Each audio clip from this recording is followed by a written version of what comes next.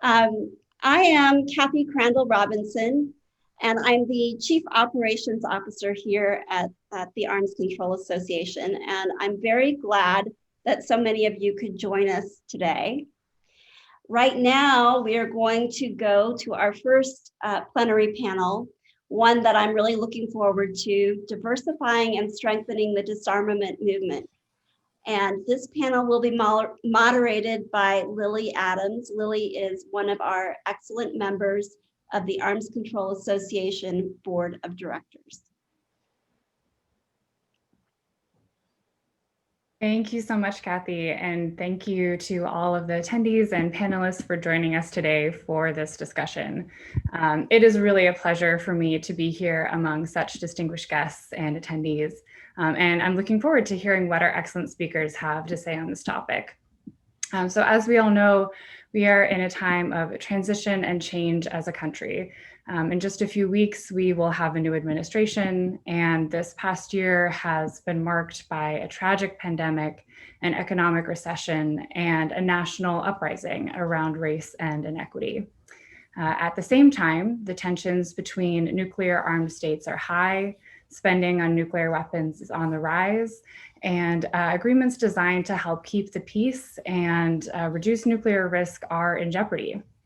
So given this environment, it's never been more important for us to take a hard look at how we can build a more inclusive, just, and powerful movement.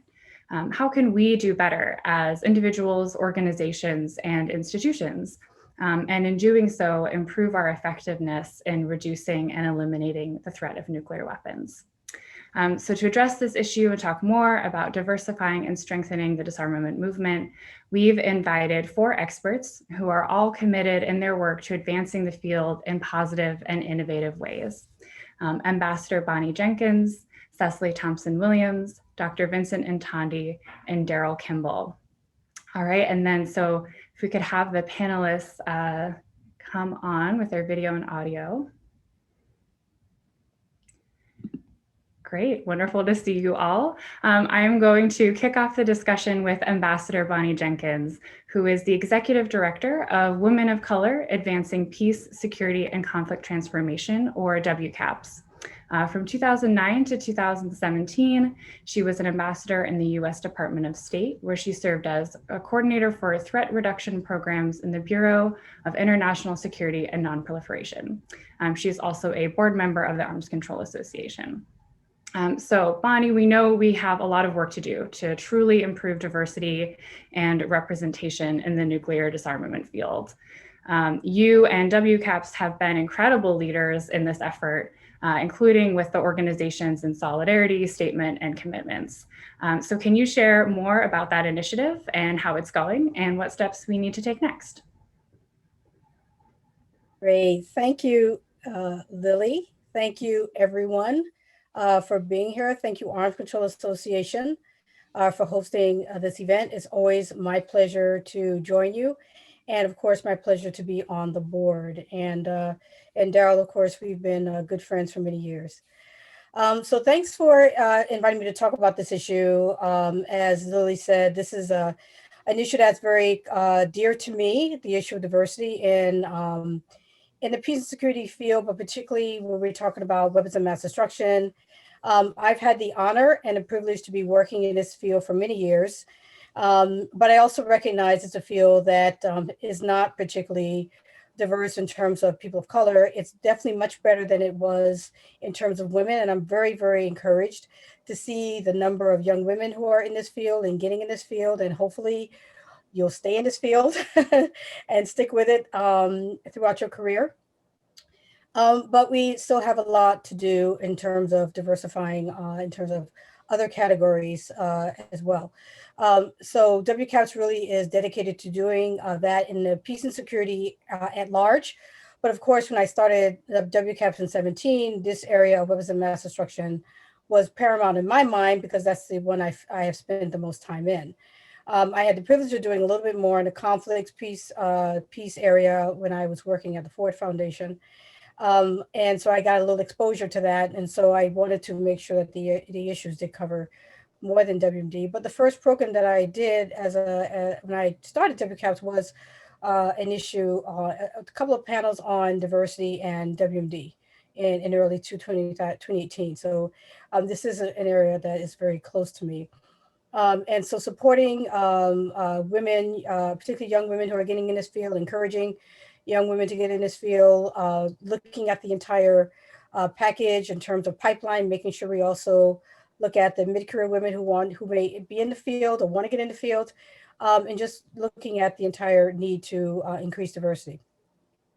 Lily mentioned the Orgs in Solidarity Project, which is something that WCAPS started this year following the killing of George Floyd, when there was such an outrage about what happened, but also the need, I thought, in terms of what are we doing to actually try to fix that, and what can we do in our own spaces. And prior to that, I had already been meeting with some folks really since 2018 to talk about culture, talk about organizations, what we could be doing in our organizations to make them much more inclusive, much more diverse, but also focusing on the issue of preventing racism and discrimination in the places where we work, and making sure people feel comfortable and included, because the work that we're trying to do at WCAPS won't work if, in fact, the people get into the work and get into the organizations and then don't feel comfortable, and then they leave. And so it's another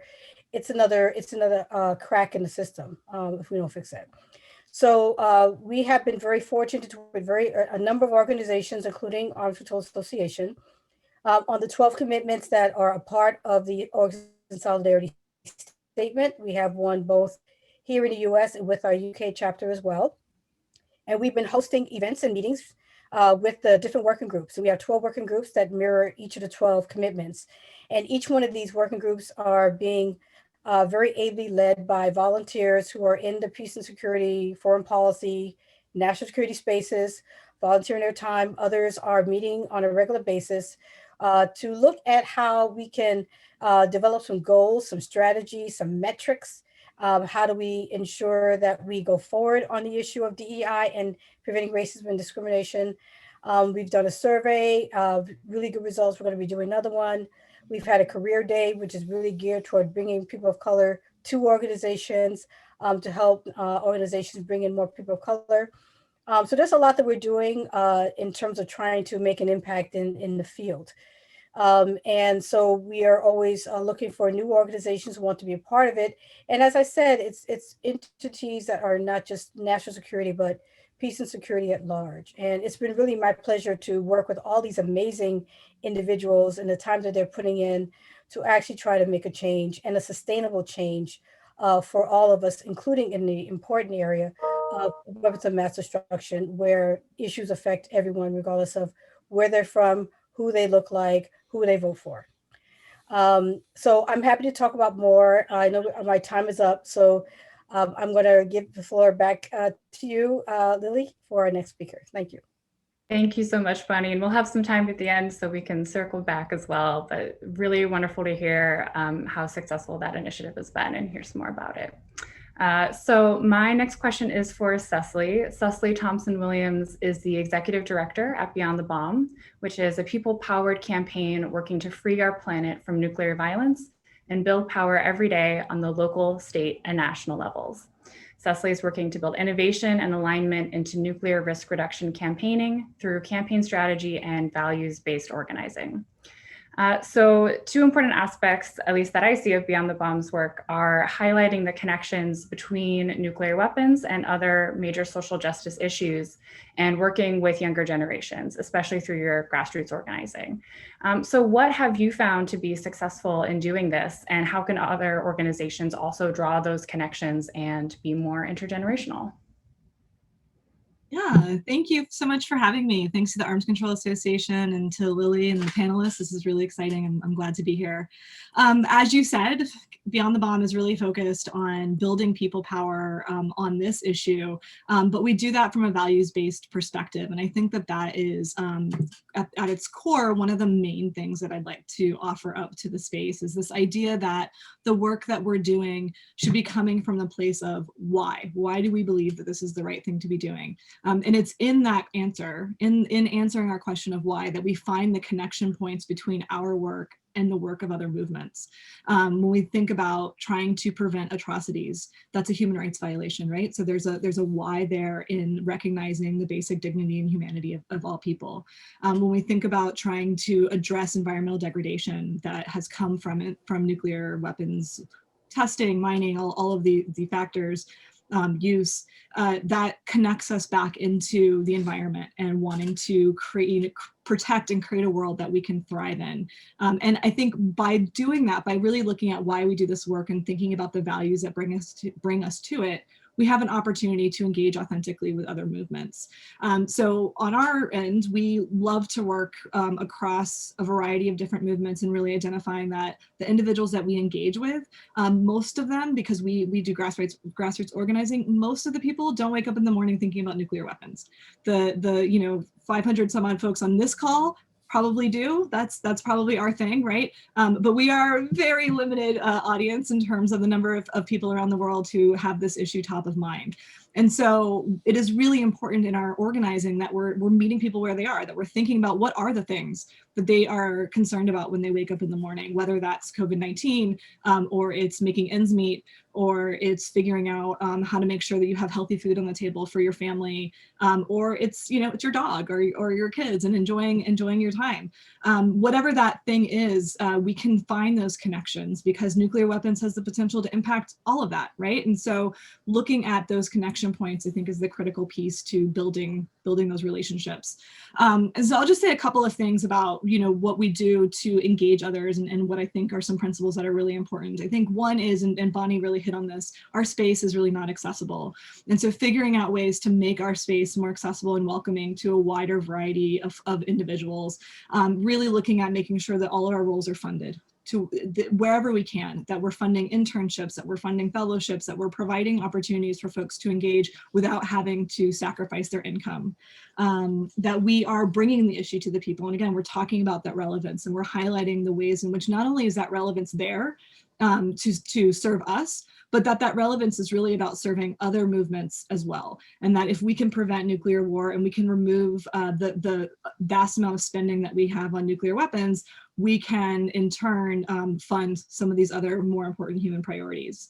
And then decentralized leadership, I think, is a really critical piece, is really saying if you're out in the world in your community and you're not an expert, that's okay. You can still have an opinion about nuclear weapons. And we want you to have an opinion about nuclear weapons. And we want you to voice that opinion with your policymakers and representatives.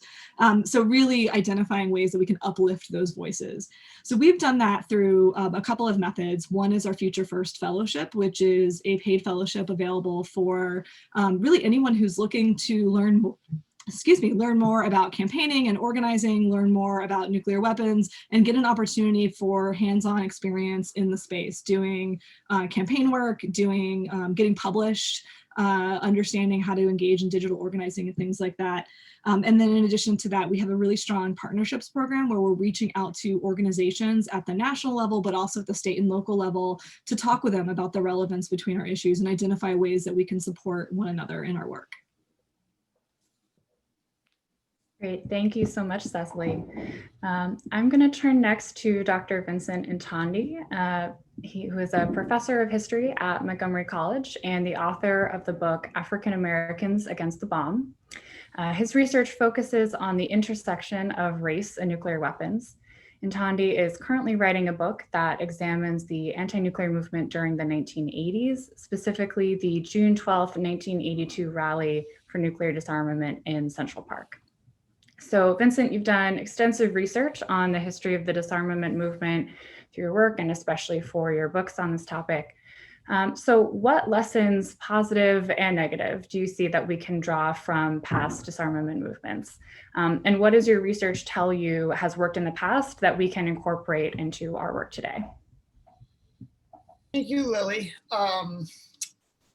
I first want to obviously thank Daryl for giving me the opportunity to do this and be on this wonderful panel. It is Giving Tuesday, and so what better thing can we give is knowledge and hopefully and hope. So let's see if we can do that on this panel today. Some of the things are very similar. So I'll start with I guess the bad and then give you the good, which is, things that I've seen in the past that are still relevant today that we need to work on is throughout the disarmament movement in a lot of circles, there was an internal racism that especially people of color that were interested in this movement and cared about this issue had to deal with, whether it was in groups like Women's Strikes for Peace and SANE and organizing groups like that, or if they just were being ignored in their own communities. There was certainly throughout the movement, there has been a misogyny, there has been patriarchy. And again, we still deal with these issues today where we talk about, the need for having more women and more people of color in these organizations, as my panelists know and also well and are constantly working on. There was a homophobia throughout this movement as well, especially when I was looking at the June 12th, 1982 rally. The LGBTQ community were some of the biggest leaders and organizers of that actual event, and yet had to deal with this internally as well. So there were a lot of those things. Should it be siloed in a single issue was something that you see over the years and not in connected to people that were fighting to try to connect this to other issues. So those are things that I think we still see today and we still need to work on. But on the other side, I would boil it down to three things that I consistently see over the disarmament movement. And that is, and these are things that we absolutely need to do a better job of today, and we can learn from the past to today. And that is education, organization, and simplicity. Those three tools. In terms of education, I should not have students coming in as freshmen and sophomores to my courses right now and having no idea what the atomic bombings of Hiroshima and Nagasaki are. And I'm not talking about being experts like many on this conference are, but in the throughout the disarmament movement, whether it was groups like SANE or PSR and others they weren't educating the public in terms of these wonky ideas. They were breaking things down in layman's terms for people to wrap their head around. And so whether you had somebody like Helen Keldicott that was just blanketing everywhere to talk about the human effects of nuclear weapons, it was, whether it was going to Dancers for Disarmament and Hollywood stars, whether it was in the Black community and working with athletes and poets and artists, whether it was Hollywood with The Day After, there was a constant education around what this issue was and what was happening. Because a lot of the things that Cecili mentioned that are going on today of trying to just put food on the table and pay student loans off and just trying to stay alive in the police brutality and abject poverty and racism, these things they were existed in the 60s and 70s and 80s. They were all there, right? But yet people woke up and were thinking about this issue too. And it was a mix of using fear back then in the 80s, a real fear of there being a nuclear war. Many of the people that came to the freeze movement, came to the disarmament movement in the 80s, at least those I interviewed, said they didn't need to be coaxed into it. They didn't need to be recruited because they were so scared of what was going to happen. So it was that mix of hope and fear. And then the other two things are, again, the organization, which is organizing at the local level, right? That was the key what Randy Forsberg, wasn't just the national. June 12th wouldn't have meant anything if you weren't going to go back and then locally organize or go to your, as the senator mentioned, lobbying efforts and getting resolutions in the towns and in the cities to get passed and things of that nature. So there was a huge organizing effort that I think we need to work on as well. And then lastly, the simplicity of it all. One thing that I kept coming across over and over in writing this new book is the reason that people were so drawn to the freeze resolutions or just the movement in general in the 80s was its simplicity and messaging, right? The human needs aspect and cutting the funding for it and eliminating nuclear weapons. It was that bare bones. It wasn't wonky. It wasn't into no first use or ICBMs or the alphabet soup, as many would call it to me, right? And that's why I think the ban treaty, which is going to go into force, is so important now because of its simplicity and messaging. And it is something that people can wrap their heads around. So I think the big things that we can learn from the past and try to apply today are education, organization, and simplicity of messaging. And I'll stop there because I'd much rather get into questions and have a lively discussion on all of these things. So again, I just want to thank you for giving me the opportunity. Great, thank you so much for those lessons. So last question for individual panelists is for Daryl. Daryl Kimball has been the executive director of the Arms Control Association since 2001. Before that, he led the Coalition to Reduce Nuclear Dangers and worked at Physicians for Social Responsibility. In these roles, Daryl has spearheaded non-governmental work on the US testing moratorium and the Comprehensive Test Ban Treaty, and is a widely acknowledged expert on nuclear arms control, non-proliferation, and weapons production. So Daryl, obviously you've been working in this field for over 3 decades and at the Arms Control Association for about 20 years. Given your experience and perspective, what work are you aiming to implement specifically at ACA to promote diversity and strengthen the movement? And what do you hope to see happen in the nuclear weapons field as a whole? Well, thanks, Lily, and thanks, Bonnie and Cecily and Vincent. I guess my thoughts on those 2 simple but tough questions, Lily, build on some of the insights that we just heard from the others just a couple of minutes ago. From my perspective, I mean, in my experience, it's pretty self-evident to me that the nuclear disarmament effort and the movement is stronger and more effective when, number one, the organizations in the movement are themselves more diverse and inclusive. Number 2, when the movement consists of a more diverse array of organizations and constituencies who can work in concert together around a common shared agenda that resonates with ordinary people, that resonates with the concerns that everyday people have in their lives. Not all of us have the luxury and the opportunity to be arms control and disarmament wonks. And then we need to figure out how we can empower and mobilize folks to get involved in various ways, because not everybody can be a professional. And the things that Cecily was just talking about how Beyond the Bomb is trying to get people involved is exactly what we need to figure out. So, for me, that means we need to have not just the specialized arms control and disarmament organizations, but we need to, especially right now, get other organizations who've got a stake in nuclear disarmament and the nuclear question more involved. Peace organizations, public health practitioners, scientists, environmental groups, social justice, labor, faith-based organizations.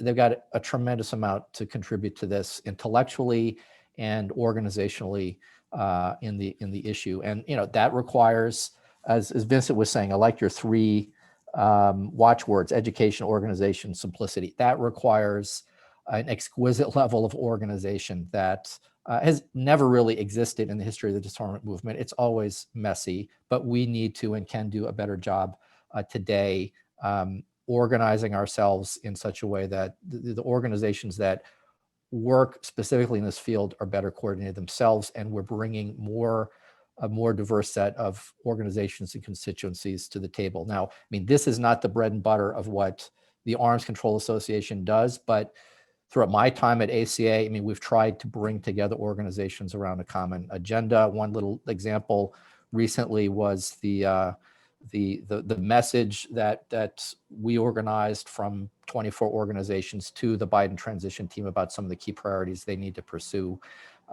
We think they need to pursue on arms control and disarmament. The other thing I would say, number 3, that we need to do, and this is what Bonnie was talking about, is we really need to push ourselves harder to bring in diverse talent and voices on our staff and on our boards of directors. That's been something that we've been trying to do here at the Arms Control Association. We need to do more of that in the field at large, and the WCAPS initiative, the Gender Champions and Nuclear Policy Initiative are critical drivers and facilitators for all of us. But clearly it's an ongoing endeavor that we all need to improve on. The other thing I think we need to do is, we need to remember that this is a long-term struggle. So to strengthen the movement, we need to build for the future. I mean, unfortunately, the arc of nuclear disarmament history bends slowly, and it takes too darn long.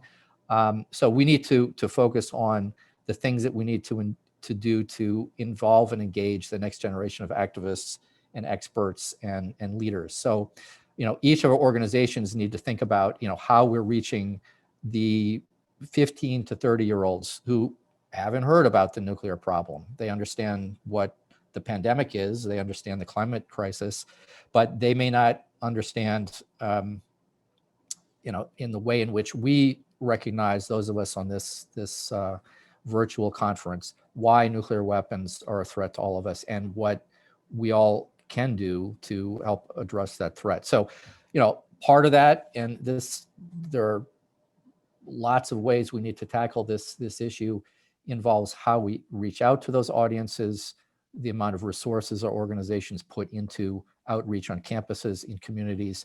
And it also depends on creating opportunities for young people to get professional experience. And at ACA, one of the things we're focusing on, is how we can elevate and augment our internship program by paying people a living wage, to knock down the economic barriers that have gotten in the way of many people getting involved in the field as professionals and trying to make a career of this. So, those would be some of the things I would mention. I guess the last thing that I think is critical is that, as we move forward on the tackling the new challenges in arms control, disarmament, the new weapons technologies that are disrupting the global security environment, we need to bring in new and diverse voices about how to solve those problems. So, at ACA, we're particularly aware that we've got an opportunity with the events that we sponsor to bring in speakers from different countries, different experiences, to address some of the old and new issues that we have been dealing with. And we need to utilize our magazine, Arms Control Today, which is a forum for ideas and new scholarship. So we're thinking about how we can bring in new voices and expertise in some of those ways.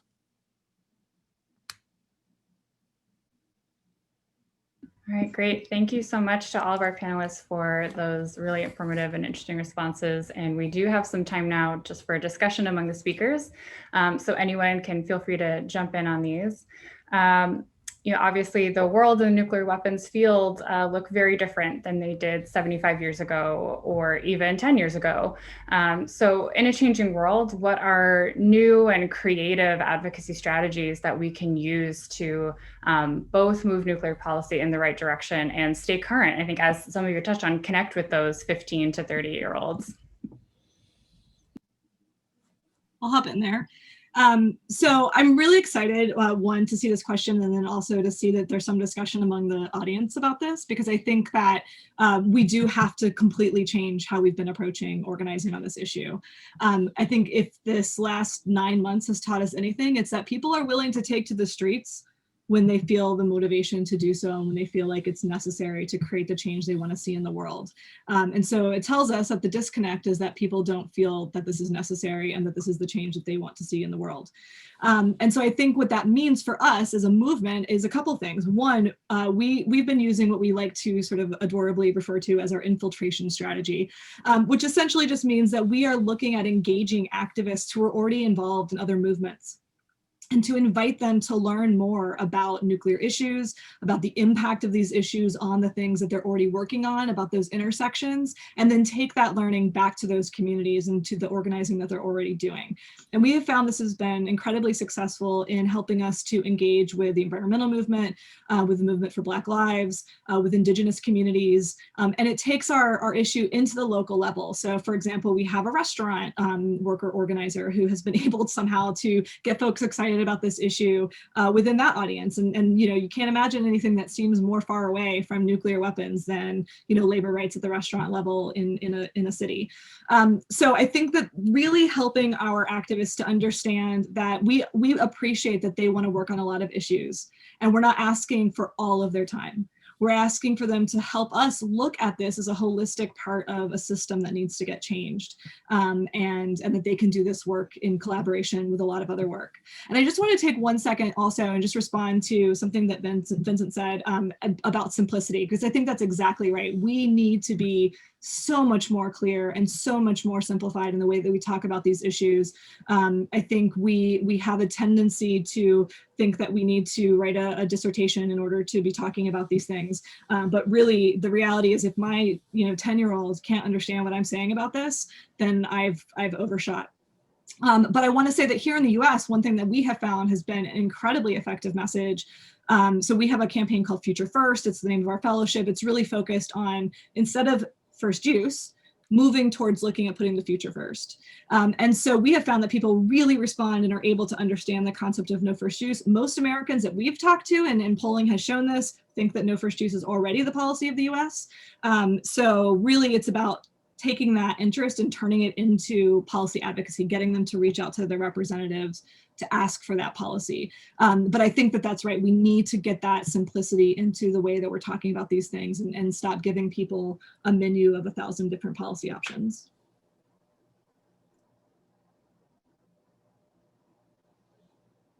Does anyone else want to jump in on there? Should we move to the next question?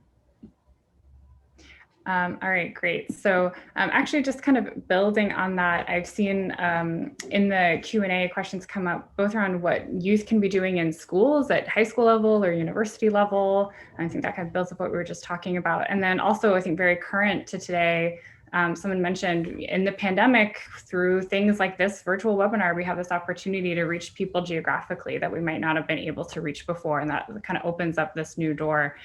So how do you see that factoring into our work going forward? Well, that is a new factor. And, you know, I think it's democratizing that everybody has discovered electronic organizing all of a sudden.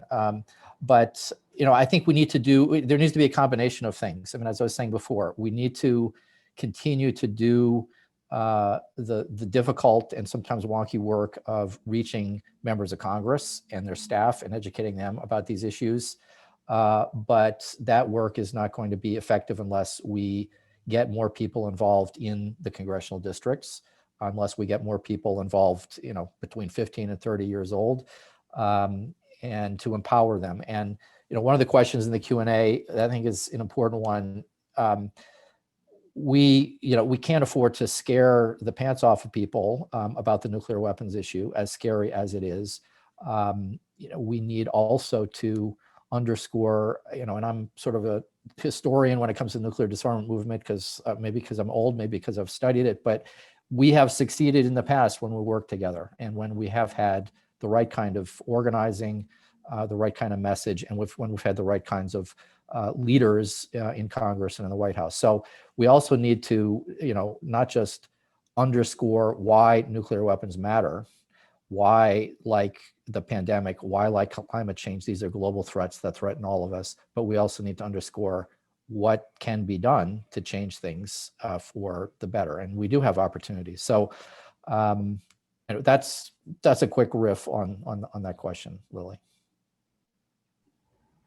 Thanks, Vincent. Do you want to jump in? Yeah, just to kind of both questions kind of smash together, if you will. I think as far as getting younger kids and getting, you know, other people involved in this, we need to look at, you know, other avenues. If you look at things like bombshell tow and what Lovely is doing and what Beyond the Bomb is doing, when we look at what graphic designers can be doing, when we look at some of even what artists are doing with music, there's other ways that we have seen in the past people can get involved. Like Gil Scott-Heron did it, and, you know, Shaka Khan did it, and we have people doing it in the past. We can do that now. So that's one piece. The high school piece or younger piece, and this is where education builds in, is as much as we say that nuclear weapons should be intersectional in our larger scope, it also should be in the education piece. There is no reason that kids that want to study STEM should not be mandated to take humanities courses and learn about the human effects of nuclear weapons, and then vice versa, when they're told to go in two different directions, right? And so how would that change things? Or we talk about in disarmament groups that going in and having fellowships or creating a pipeline of people of color and so on and so forth at the college level. You gotta go before that. Imagine if we could identify kids at the middle school level, at the high school level, and tell them, we're going to mentor you and we're going to offer fellowships or scholarships, and you can shadow in these groups and so on and so forth. Then they have a path and they're invested in this in a way that they weren't before. So that's another piece that we can do. And then again, the other big thing is looking at Main Street instead of just our groups. groups, right? And so Daryl mentioned this with faith-based groups and all sorts of different organizations. That's what they did successfully, is they made this, the Freeze movement made it mainstream. They were hitting, it wasn't necessarily a politics issue. I mean, we can be at cancer walks and then talk about those relationships between cancer and nuclear testing, right? You cannot seriously with a straight face say you're pro-life and then at the same point say you're for nuclear weapons, right? There's a lot of ways that we can maybe not agree on everything, but on this issue kind of work our way in. So I think there's, again, a lot of ways that we can, even the pandemic, but long-term, not to obviously downplay the pandemic, but we're looking at right now, 10 months in, 250,000 dead, and those numbers might quite be higher in the US. How many people know what can happen if a nuclear weapon explodes? And 250,000 is nothing in a matter of seconds, right? And then what can happen even long term. Like there's a lot of connections we can also make there if we're going to educate people and use this to our advantage. So, Bonnie, I wasn't sure if you wanted to jump in. You were trying to speak earlier? Yeah, I guess, I think everyone's pretty much said most of the important things. I was going to raise the idea of looking at different mediums. I mean, something we do at WCAPS is we have an arts and policy series where we try to bring in experts from different parts of the brain and, interest people through that. Another thing is the GenSer program, which we started, which is looking at junior high school students. Because I can say, coming from the Bronx, I wasn't thinking about this at all when I was growing up. It just was not on my mind. And I did not get interested in these issues until I actually landed in Washington, D.C. after graduate school.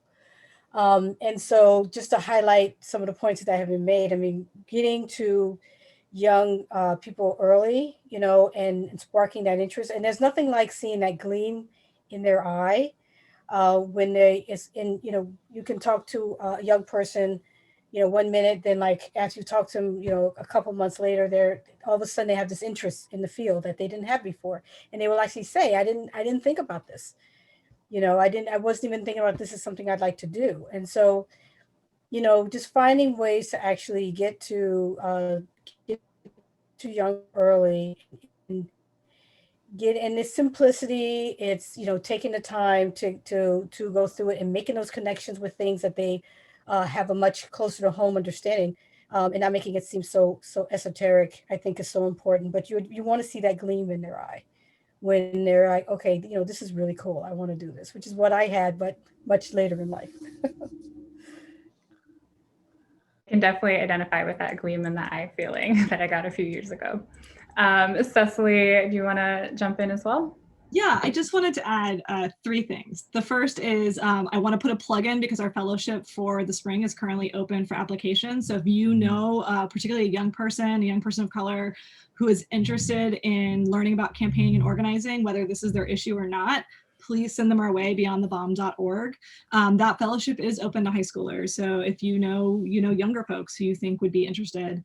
The second one I want to say is I'm really excited that this session is kicking off the ACA meeting, because I think as you go into the other sessions, I really encourage everyone to be thinking about this context as you look at the policies and really thinking about how can we take all this stuff that we're going to think about later and apply it back into how to engage with the real world, with regular folks. And one key of that is prioritizing where our funding is. And right now, our funding is not in organizing in this space. It's not in campaigning.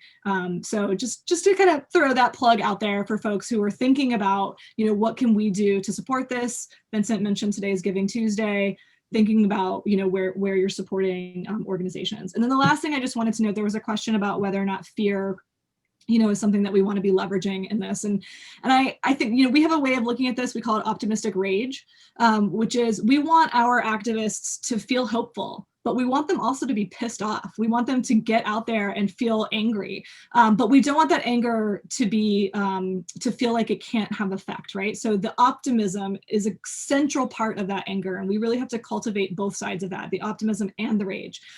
So I don't think that fear is a good organizing tool. I think reality is, right? So highlighting what's real and then highlighting what the potential is to create a better world, that optimism about the future is, I think, a better tool. Thank you. That is all the time we have. I feel like we could keep this conversation going for another whole hour, but I want to thank all of our panelists for this very important discussion and joining us today. And thank you for all of your very important work. This has given me a lot to think about. I think all of us attending the event today have given us a lot to think about and take back to our own work. So with that, I am going to turn it over to Daryl for the next part of the event. And thanks again, panelists. Thank you, Lily. Thank you, Lily, for sharing that, and thanks to Bonnie and Cecili and Vincent, three great minds on the field and on the movement. Thank you for your work. That session only scratched the surface, of course. We hope it was thought-provoking, everyone. And now I want to turn our attention to thanking some of the people who make our work possible at the Arms Control Association. A key part of our success has always been our loyal membership. And I want to start by thanking the people who have sponsored this meeting with some financial contributions, beginning with our ambassador level sponsors, Paul Walker and Joe Hogler, and our leadership sponsors, Bruce Amundsen and Joe Berkson, Ambassador Susan Burke, Leland Cogliani, Natalie Goldring, Jacques Gillette, Peter Herbie, Bonnie Jenkins, who we just heard from, Angela Kane, Michael Clare, Phil Paget, Doug Riley, Stan Rivlis, and Alan Ware. And we also have this long list, which I'm not going to read, of some 30 partners and advocate level sponsors. We want to thank you very much for your contributions to help make this virtual conference possible. Thank you, everybody.